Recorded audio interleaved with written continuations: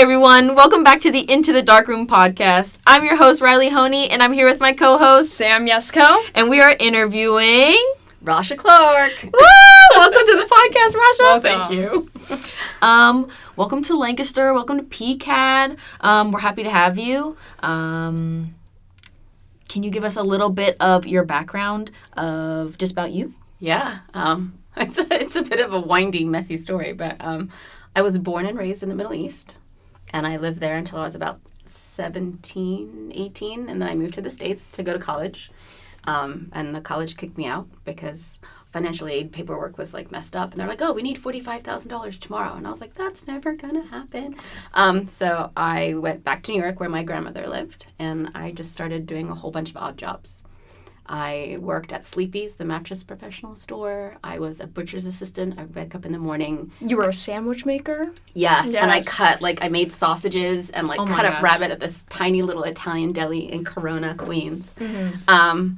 And I was a door-to-door vacation saleswoman. I set costume jewelry and made all the chains and stuff. And then on the weekends, at one point, I had a job typing up transcripts from a CGI, an animation studio. Cool. And I overheard them talking about needing a new receptionist. And I was like, ooh, how much does this pay? And it paid more than all my odd jobs. And I could go back to school if I wanted. They were cool with me doing homework at the desk.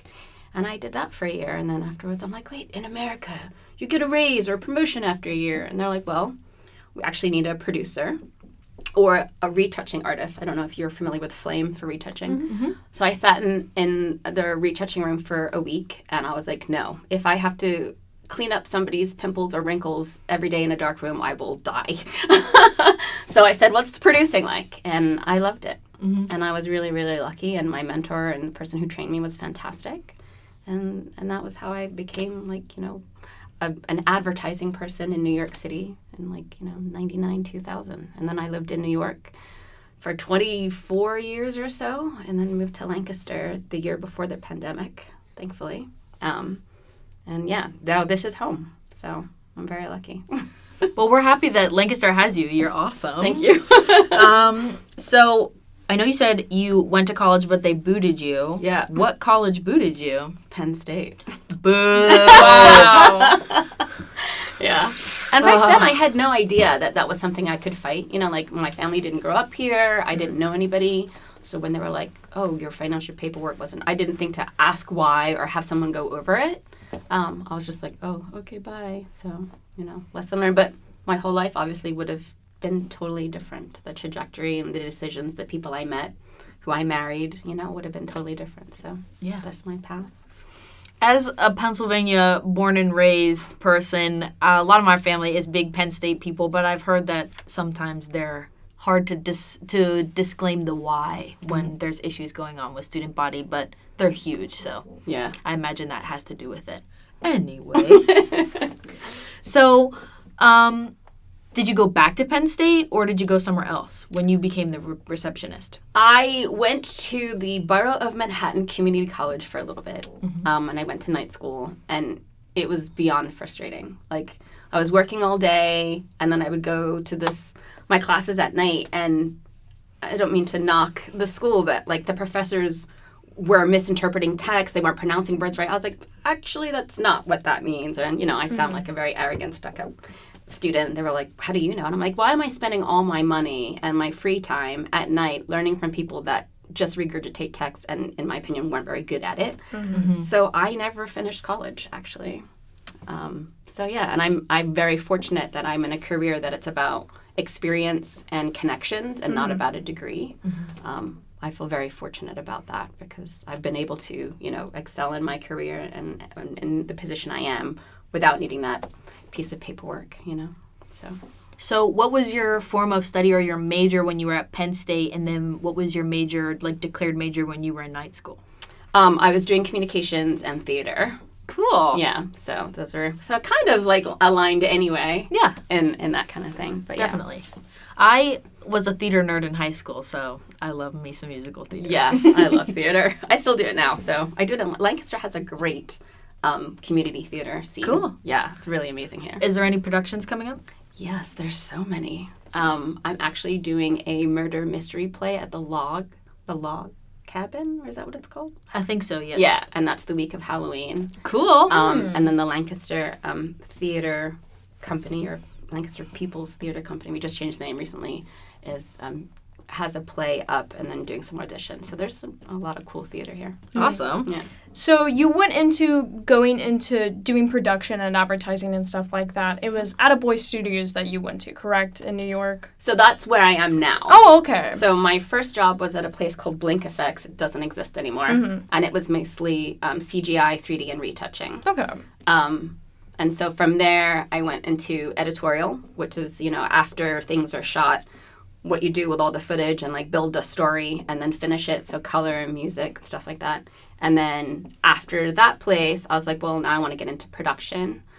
So I did more on-set stuff and working with directors. And now, thankfully, with Ataboy, we're mostly a design animation house. So I went back to like those roots. But we also have directors. And I also kind of co-direct with my husband as well. So we have our own site, Two Sugars.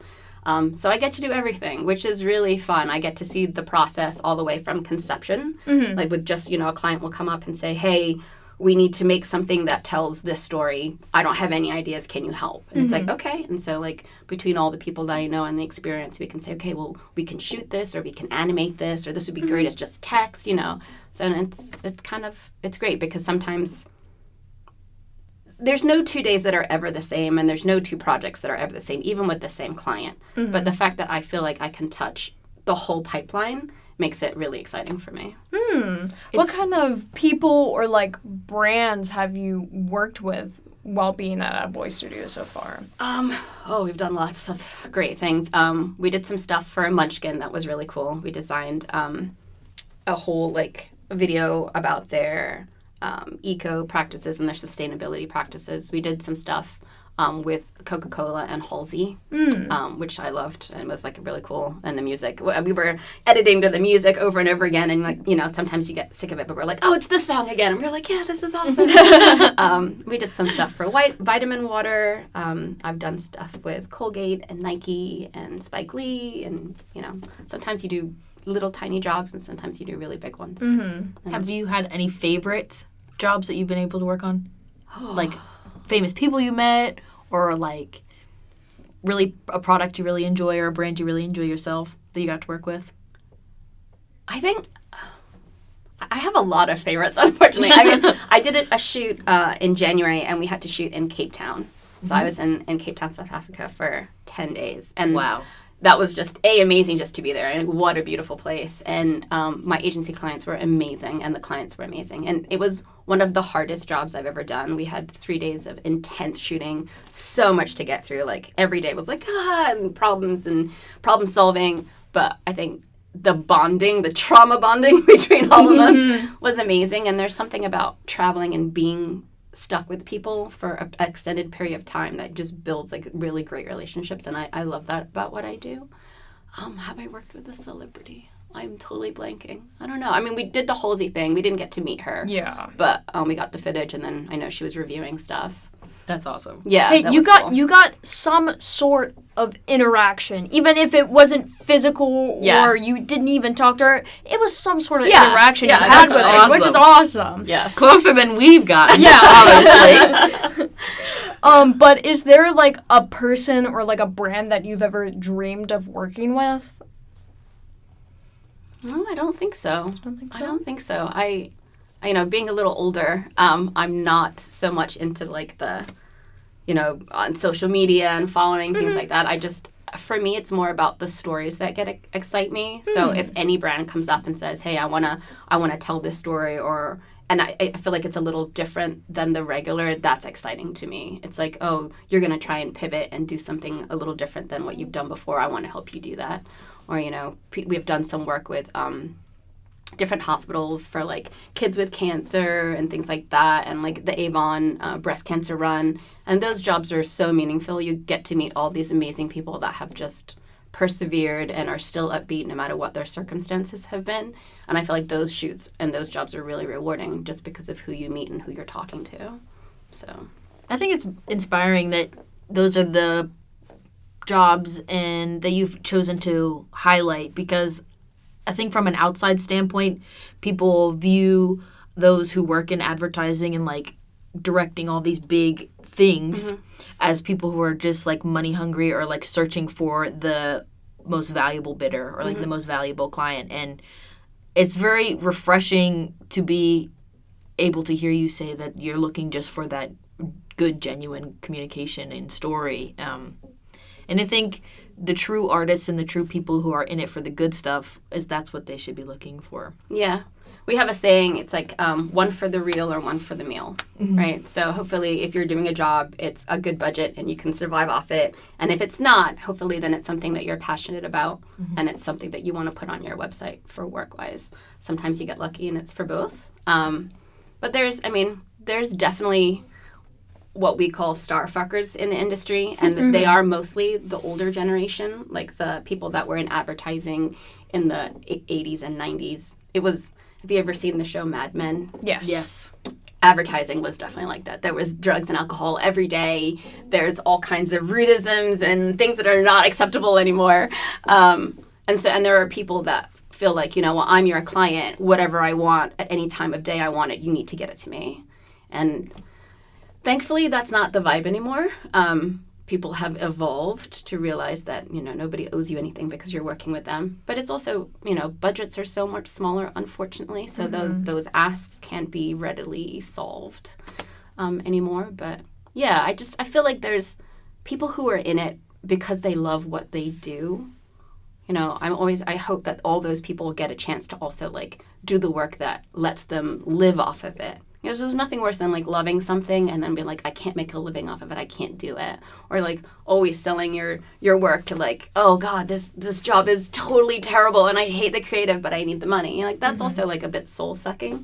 So I think it's really about the balance. And for me, like one of the things I love the most is who I get to collaborate with. It's all about the people. Like when I hire, when I run my jobs, when I, bring people onto my company, it's like you and I are going to be working together, hopefully for a very long time, every day, right? So do you care? Do I care? And can we relate and support each other? And I think that's more important than the dollars and cents of things. So, going back, you said you did a number of things in the art industry when it comes to, jewelry, costume design, and going into advertising. Have you always thought of yourself going into the art industry? Like, have you ever considered yourself being an artist at any point in your life?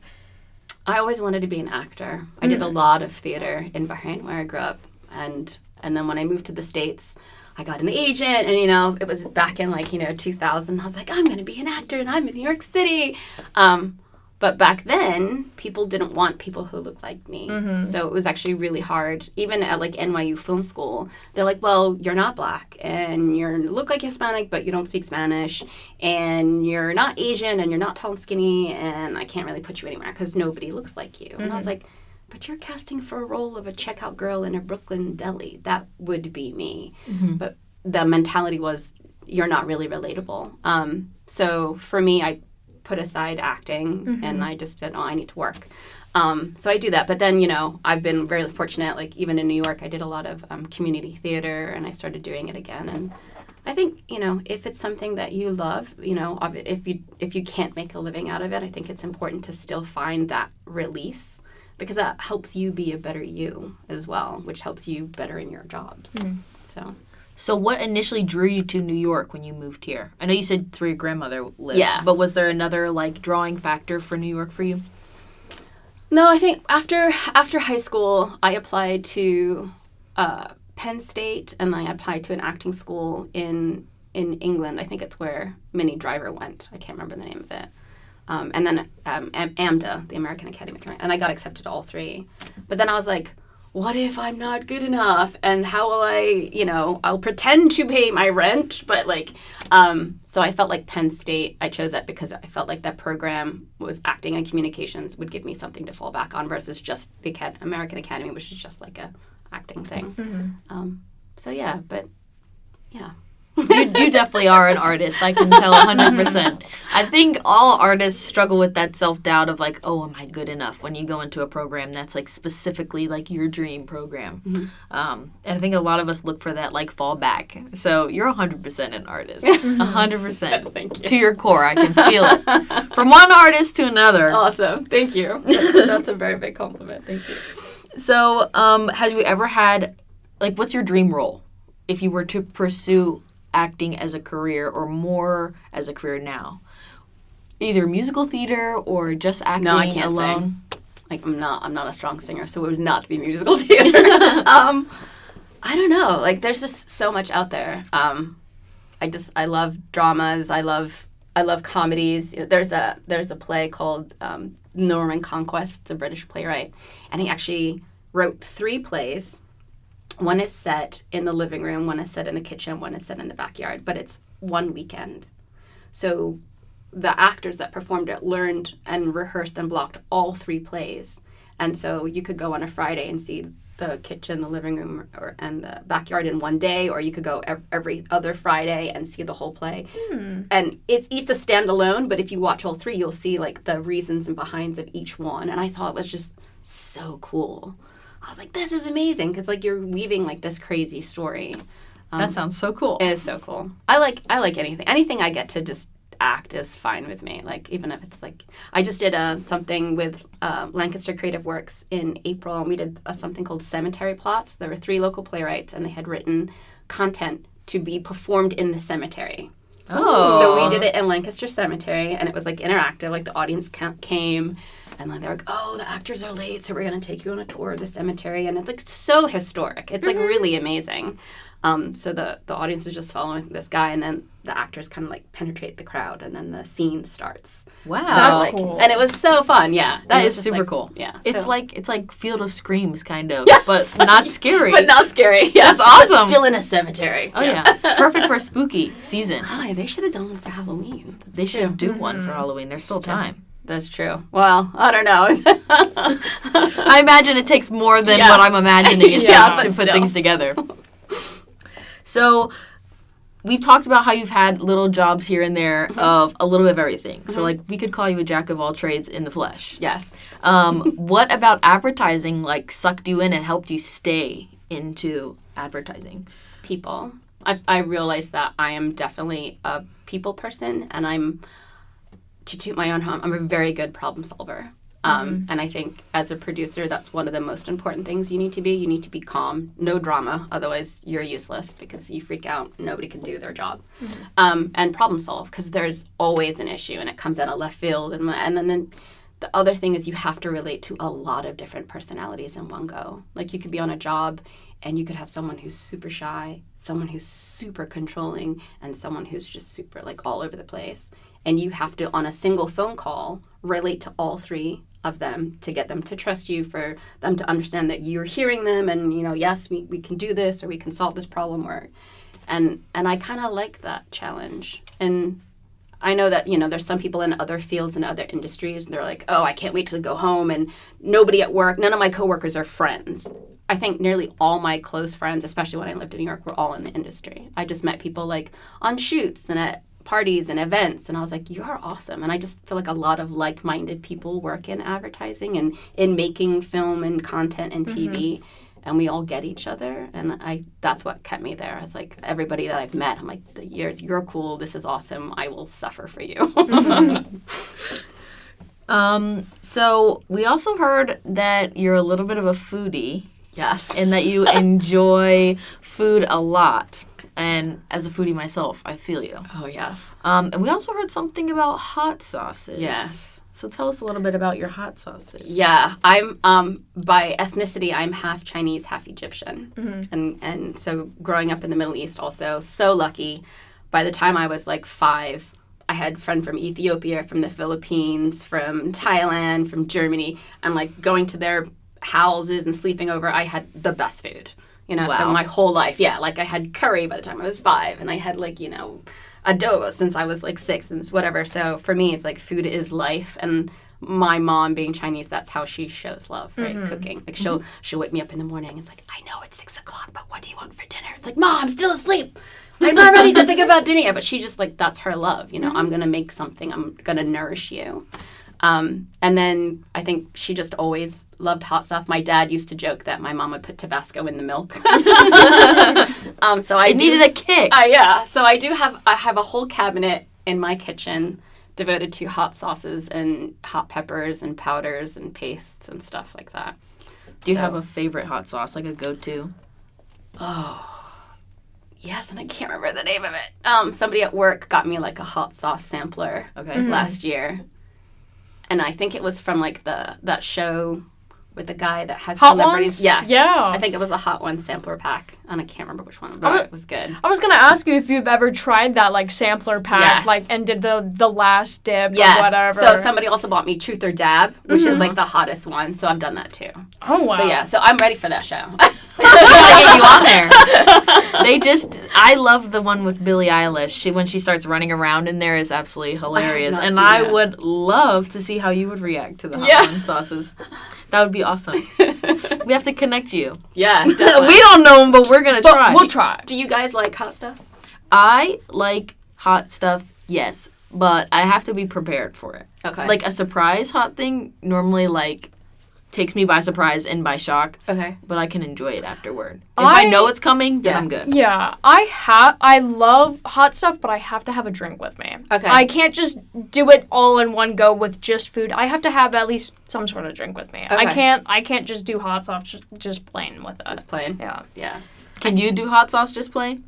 I can. And I eat chilies plain. You have a high spice Yeah, tolerance. like if we go camping, we'll sit in the campsite and like, have a drink and then I'll like just munch on a jalapeno or a serrano as a snack. So That's it's a little awesome. scary. I Like guess. the only like pepper that I can eat by myself is probably like a banana pepper. Yeah. But I'm white, so what do I know? That's awesome. That's awesome that you're such a foodie. And I agree. Like food is such like a perfect description of culture, and it's amazing that you were exposed to all that culture at such a young age. And there's so many cultures, and especially if like in maternal instincts, like feeding the people you care about is such a big thing. And I see myself doing that, like when my friends come over and I know they're having a rough time, like just cooking and feeding them. Yeah. I feel like even if I don't know how to talk to them about how they're feeling, I'm like, just eat. Just eat and you'll feel better. Yeah. So that's awesome. So going back to your job in advertising, what is the most like creative technique you've seen in advertising like today? I don't know if it would be a technique per se. I think it's how you approach a project that has to be really creative, especially nowadays. Like, unfortunately, our budgets are shrinking, and they have been ever since I started. So it's a little scary moving forward. It's like if this is the trend and we keep putting less and less money into advertising, how are we going to, have a strong enough workforce that can survive solely on advertising, and where is all this money going? But I think coming out of that, it's the problem solving of, okay, well, what used to be a $300,000 job, now they want you to make first $75,000. And it's like, well, you can't, but you have to, because then if you don't, somebody else will. So now we have to creatively problem solve. How do we make that work? What could we do instead of this? Or, we can't put all these people on set, or we can't afford this many actors, so could we do it this way? Or like, how could we shoot something with make a movable wall so we don't need such a big house? So I think those kinds of approaches make it creative. And I'm really lucky, like the owner of Ataboy, Vickel, who's run the company and owns the company, he's like, his background is in so many different types of animation and design. So any project he can pick from this bag. It's like, oh, well, we have this tool and then this software. It could look like this, and we can evolve this. And I think that's, to me, one of the most exciting things is no two projects ever feel or look the same. And it's always evolving. And I was like, that's cool, because it's, it's always new. I've seen like advertisements that are like based off of like certain medias and stuff like that. Like, how do you feel about when advertisements take inspiration from like, say, TV shows or something like that? I think it's cool. I mean, imitation is the best form of flattery. I do get kind of frustrated when a brand, they'll come to us and it's like, oh, we want this, just like this. I'm like, dude, it's been done. Yeah. Or like they need to see something specific. Like I remember a company wanted to do a lotion shoot, and the concept was bare feet on the sand. And I was like, okay. And it was like close-ups of like feet and toes and sand. So there's like texture of body parts. So you need to think about like lighting and all that stuff. And so we sent a reel, and it was like, we had done a couple of lotion things like shoulders. We had done some skincare, but we didn't have feet. And the client turns around and was like, yeah, you're not going to get the project. I'm like, well, I'm just curious why. And they're like, you don't have any feet on your reel. I'm like, okay, but the hands and the face and the cheek, that doesn't count. And they're like, no, we need to see feet. And I'm like, if you see feet on your reel in sand, it's already been done. You should rethink your idea. But I think there's a lot of fear in advertising about losing clients and losing budgets. So sometimes people regurgitate. And I think that's the most frustrating thing. It's like, dude, it's been done. Let's do something different. Would you want to change anything like in the advertising industry if you could? Like, say, like... Yes, budgets. They need to pay. We have this joke in advertising, and it's like if you were to go to a restaurant, and you're like, I was here last time, and I had the most amazing lobster or filet mignon. I don't have the money for that anymore. I can afford to pay for a cup of soup, but I would still love it if you gave me the filet mignon. It's like, you would never in your right mind ask for that, right? You don't go anywhere and say, hey, I have money for these hoop earrings, but can you give me those Prada shoes? Like, this just doesn't work like that. Yeah. But that's what we get in advertising every single day. Every single day, someone's like, remember that job we did last year? We wanted to do like a part 2, but we have a third of the money. I was like, well, then you're not going to get, like, it's not exact the same thing. We're like, well, but you guys can figure it out. I'm like, no, we can't. And I think that's the most frustrating thing. And especially like with AI now, we have clients like, well, just run it through AI. Don't even pay someone. Just run it through AI, and then we'll start there. I'm like, no, it doesn't work that way. Like, that's not, they're trying to democratize the creative process so much that you're not, in my opinion, valuing the creativity. Yes, maybe the tools are easier, and now everybody can edit on your iPhone. Like, I remember the days where you had to be like really trained, and the software was really hard to use and expensive to buy.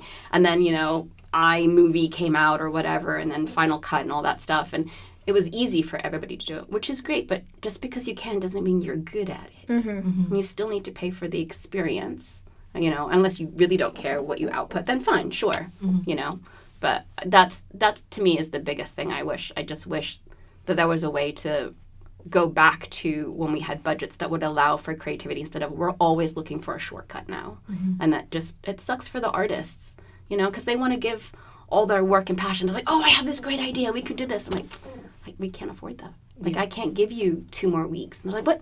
How many weeks do you give me? I'm like, you get 3. I'm like, no, this is a 7-week job. I'm like, you got to do it in 3. And now they're frustrated because they can't, do their best work, or they can't be super creative. They have to pigeonhole themselves and find the easiest way to get it done versus the most fun way or the best way. So, on the topic of AI, is there any like form of AI that's prevalent in a positive way right now in advertising that you've seen, or are you still at Ataboy trying to like stay away from it or keep it in your back pocket for small things? No, there's definitely great uses for it.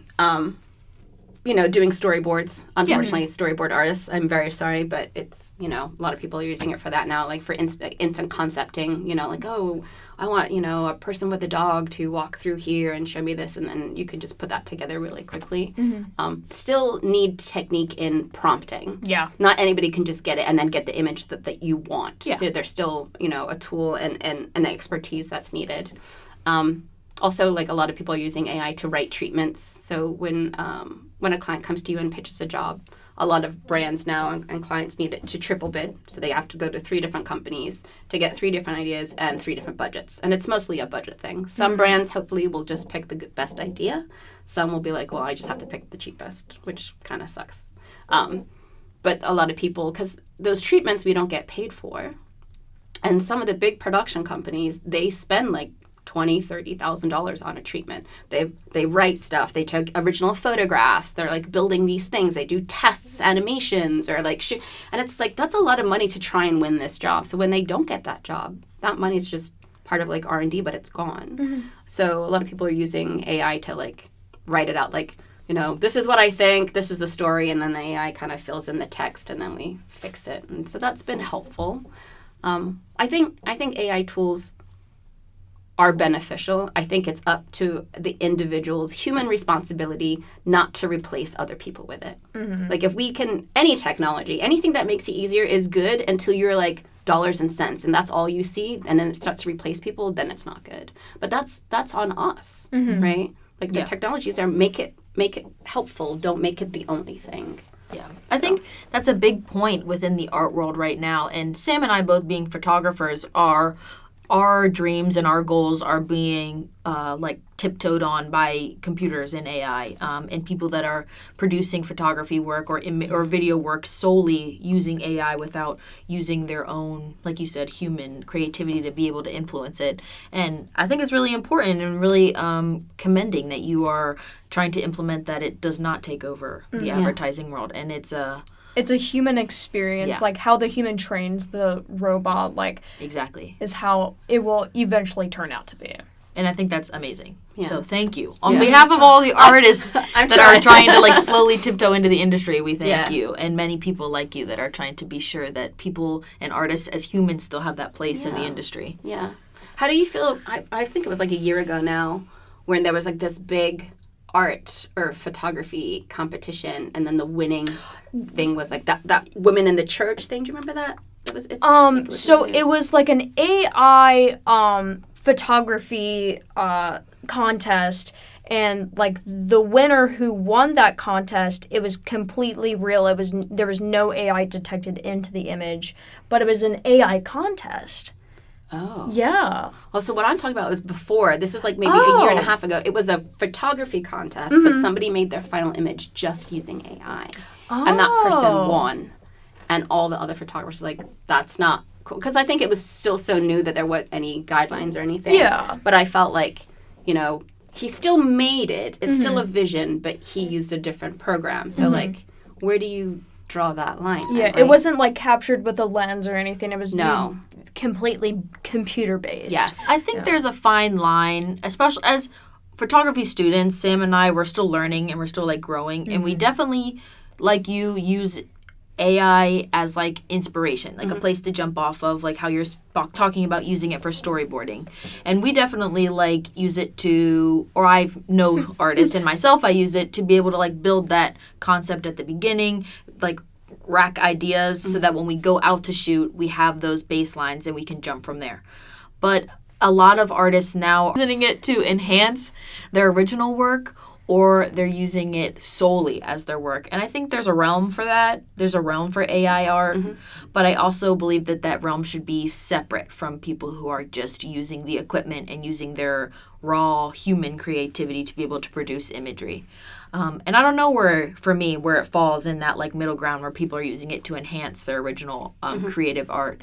But I feel like that's kind of like where it is in the photography world right now, just kind of finding that separation and like separating people without discriminating against their creative, like their process. Yeah. So I don't really know how I feel about it. Personally, I try not to use AI in my final products. I know a couple artists that we go to school with that use AI to help enhance their work, and their work is amazing. We had a senior last year graduate that used a lot of AI in his work, and it turned out really cool. So I think it depends on the artist and how it's used. Yeah. Like for me personally, I absolutely hate it. I will never touch it, even if it is as a tool as simple as quick selection in Adobe Photoshop with quick selection AI tool. I will not use it whatsoever. I just feel with the causes of AI and how it goes into like certain details on how the bot is trained and stuff like that, and these greedy businesses train these bots just to sometimes take your information and take the stuff that you are working on, like how Adobe is changing their terms and agreements to be able to read your information and use that to train their AI. So they are taking your work, using to train their AI, and basically making it into their own. And I will absolutely not use it whatsoever. But that's just, again, that's a personal thing for me. I just can't stand it. Yeah.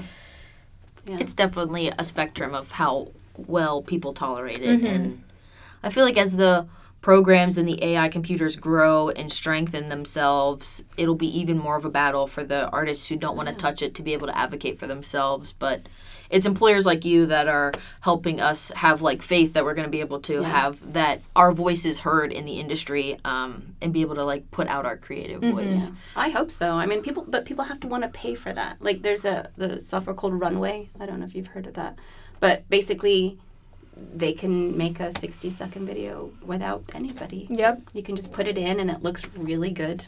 You know, and we've been tracking it at work, and we're like, oh my God, like, you know, if they can do this, and it costs them maybe $1,000, maybe. You know, how is anybody supposed to? Like, originally, that project would cost maybe like $80,000. You would pay the actor, and you would pay the studio people, and then you would pay for the DP and the lighting and all the gear, and now you can just do it. And so all these jobs, where are they going to go? And then also, but that's like, you know, you have to have the creative input, right, to make AI work still. So you still have to prompt it the right way. But there's something to be said for making things together. Yeah. That I don't think can be replaced. So I don't know. I don't know how it's going to look, how it's going to feel. I don't know if people are going to care. That's the other big thing, too. Like, do people actually care? My thing was made by a robot, or this was made by people. Yeah. I don't know. It's definitely a big question mark for us in our future to see how things evolve. I just hope that humanity as a whole can value people over computers at the end of the day. Yeah. At least enough for people to be able to have somewhat of a living. Yeah, agreed. But yeah, I think that's all the things we wanted to touch on. Is there anything else that you would like to share with our audience on Into the Darkroom? No, I would just say that, you know, starting out and, like, you know, you guys finishing college soon and then going on whatever path, like, you know, I think the lesson that I learned early on was say yes as much as you can. And, you know, obviously if it doesn't feel right or you really don't want to, but if you're like, oh, I don't know, then just say yes. And because you never know what door is going to open from that experience, from the people you meet, from what you did. And then when it doesn't feel right, then say, okay, well, now I'm done with this, and what's next? I feel like, you know, everybody's like, well, if I take this job, what if I hate it? Well, then quit. You know, and they're like, well, I can't quit. Yeah, you can. You could, if it doesn't work for you, you tried it, and it's not reflective badly on you. Just persevere and try. Make sure you put a decent effort into it. But I feel like say yes as much as you can, because you never know where that door is going to go. And be as thoughtful as you can. I think, to me, like, when I'm hiring and interacting with people, like, the people that really think and that give a shit are the people that I want to work with, and the people that I will recommend for other jobs and stuff, because there's that, you know, like, you can be amazing, but if you're not nice or you're selfish or you don't care, like, I don't want to work with you. I don't care what your title is and what celebrity name you are and who you have access to. I'm not spending my time on that. So yeah. But I'm excited for you guys and your journeys. I mean, thank you. Yeah. We're excited. I think we're excited for our futures. I mean, at least I am. Yeah. And I'm excited to see what you continue to do at Ataboy, and even if you leave Ataboy, where you go next. You seem to be such the climber. Who knows where you'll end up? But do you have any questions for us? No, I don't think so. I'm so glad to have met both of you guys. It was very nice meeting you. Yeah, 100%. Awesome. Thank you so much. So we're just going to close off our podcast. So this is the end of today's interview. We would like to thank Rasha for coming out to the podcast and chatting with us. We greatly appreciated you taking the time out of your busy schedule to give us a glimpse of your success story. To close the podcast, this is Riley Honey. And this is Sam Yesko. Signing off.